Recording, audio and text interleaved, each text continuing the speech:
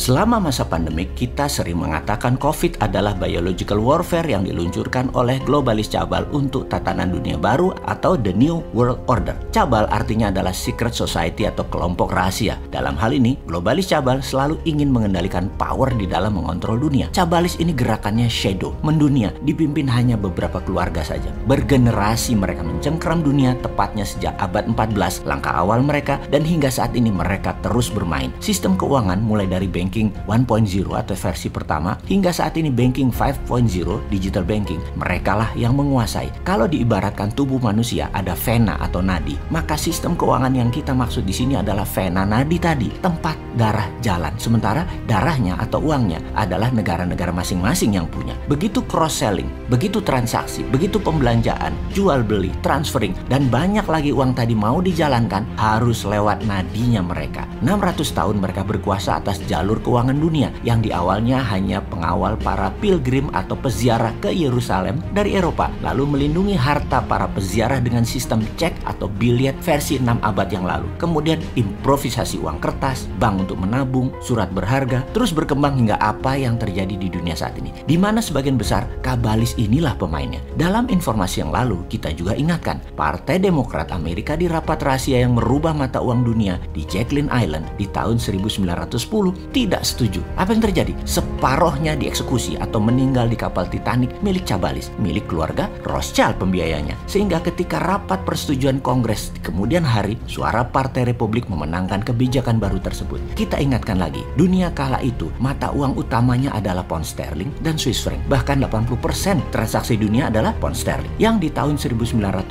tersebut akan diubah mata uang dunia menjadi dolar, di mana di tahun 1945 hal ini akhirnya terjadi dengan dua perang besar dunia terjadi. Perang Dunia Pertama dan Perang Dunia Kedua. Lalu dolar berkuasa hingga saat ini, lebih dari 70% transaksi dunia internasional menggunakan dolar. Yuan yang kita idolakan hanya 1,6% transaksi dunia. Lalu mengapa COVID diluncurkan 2019 kemarin? Maka kita bocorkan sekilas agar menjadi pemahaman. Saya tidak akan keberatan atau terhina jika hater atau buzzer mengatakan ini semua informasi halunya Bosman. Monggo, hak Anda untuk tidak percaya. Tetapi tetap saja saya ingin berbagi. Selain memberikan informasi, juga solusi apa yang negara atau pejabat muda nanti lakukan sebagai referensi. Kita beri list apa yang mereka lakukan dalam 20 langkah. 10 sudah kejadian dan 10 lagi belum dan pasti akan terjadi. Apa itu? 1. Kendali atas media utama dan pejabat di semua negara, yaitu saat ini lebih dari 190-an negara di dunia dan sekarang mereka sudah kendalikan. 2. Meluncurkan virus yang sedikit lebih mematikan dari influenza. 3. Membombardir dunia 24 jam sehari, 7 hari seminggu secara masif betapa mengerikan virus tersebut. 4. Seluruh dunia pastikan menggunakan masker, makan vitamin, meningkatkan imunitas tubuh, di mana merekalah penyedia utama awal atas kebutuhan ini. 5. Secara sistemik runtuhkan ekonomi di berbagai negara dunia bergantian dengan membuat transaksi antar negara berkurang, membuat hilangnya banyak lapangan kerja, memukul industri padat tenaga kerja seperti pariwisata, hiburan, dan pertunjukan massal. 6. Promosikan total lockdown di beberapa negara dan diamplifikasi, dipromosikan gede-gedean. 7. Sebarkan PCR yang sensitif agar mendapatkan data banyak yang terpapar hingga membuat panik. 8. Sebarkan tahap awal vaksin dengan tingkat kesembuhan biasa saja, lebih tepatnya tidak efektif atau placebo vaksin. Lalu akan disebar PCR yang low effectivity-nya agar memberi kesan vaksin placebo tadi efektif. 10. Membuat masyarakat merasa dalam keadaan sudah normal kembali, walau fakta lapangan yang terpapar COVID akan banyak dan terus meningkat. Baik, kita potong sebentar di 10 informasi ini, di mana 10 lagi akan kita jelaskan berikutnya. Kita mengingatkan kepada sahabat semua, sekarang ini kita sudah sampai di level 8. Sekali lagi, kita sudah sampai di nomor 8. Yang 9 dan 10 adalah langkah selanjutnya sebentar lagi. Realitanya nanti berita COVID akan mulai meredup dan hilang atau dihilangkan. Seperti yang kita katakan berkali-kali, November setelah Pilpres Amerika, di mana Amerika COVID dipakai sebagai political tool untuk memukul Trump. Kemudian hari, baik Trump menang atau Biden menang, berita COVID di dunia akan turun terus dan dalam 1 tahun ke depan akan semakin kecil bahkan hilang. Jadi COVID masih akan beredar, bahkan masih akan banyak yang terpapar. Dibangun narasi masyarakat merasa sudah divaksin, pede, dan mereka berani keluar rumah lagi untuk melakukan hal yang dulu mereka rindukan. Ketidakhati-hatian muncul sehingga akan banyak yang terpapar lagi. Pastinya ini semua akan membuat kacau masyarakat masyarakat dan membingungkan bernegara.